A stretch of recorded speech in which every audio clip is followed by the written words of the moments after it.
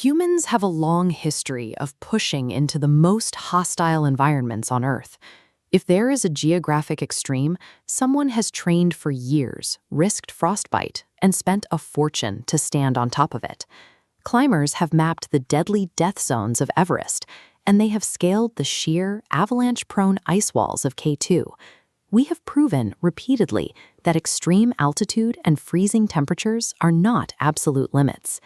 Yet, hidden away in the high-altitude deserts of Tibet sits Mount Kailash. This chart shows the elevation profile of Kailash compared to the world's tallest mountains. At exactly 6,638 meters, it sits comfortably below Everest and K2. But look at this secondary metric.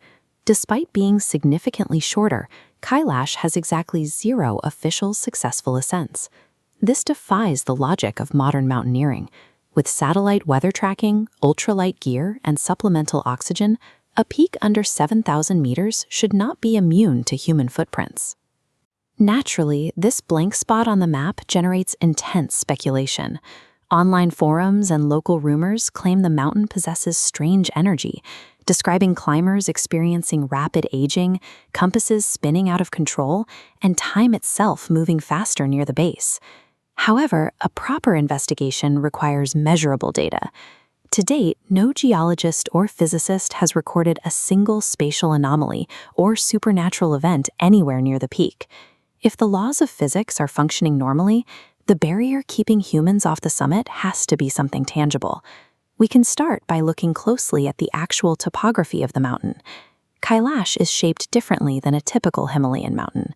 Its 4 faces form a remarkably steep, pyramid-like structure of sheer rock, offering very few natural holds for climbing gear.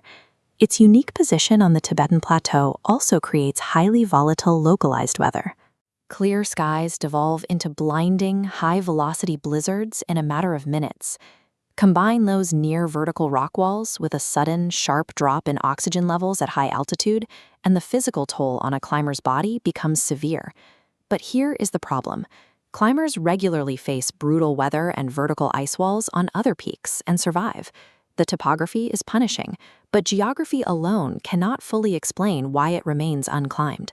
The true defense mechanism of Mount Kailash is cultural. This single peak serves as a spiritual pillar for 4 major world religions. In Hinduism, Kailash is considered the literal, earthly dwelling place of Lord Shiva, making it a site of ultimate cosmic balance and infinite power. It holds equal weight for millions of followers in Jainism, Buddhism, and the ancient Tibetan Bon religion. Each faith views the mountain as the center of the universe or the birthplace of ultimate enlightenment. Across all 4 of these distinct faiths, there is a shared, universal agreement: physically climbing the mountain, stepping muddy boots onto its summit, is a severe desecration of a sacred space. This spiritual reverence reclassifies Kailash as a global shrine, placing the peak entirely outside the scope of acceptable climbing targets. When millions of people view a mountain as deeply sacred, any attempt to climb it invites massive religious backlash.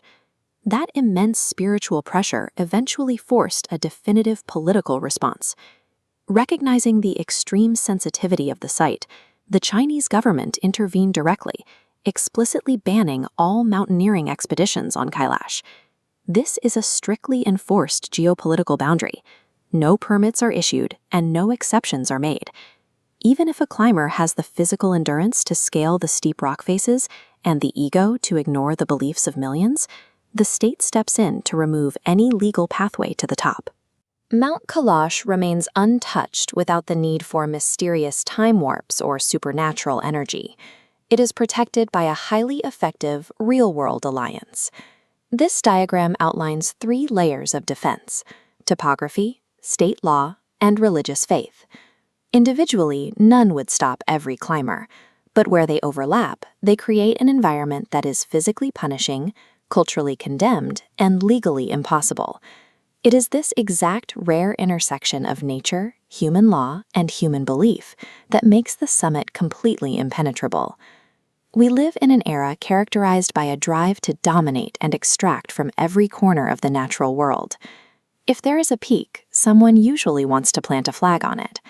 Kailash remains an outlier, a high point that hasn't been subjected to the modern pattern of conquest and documentation.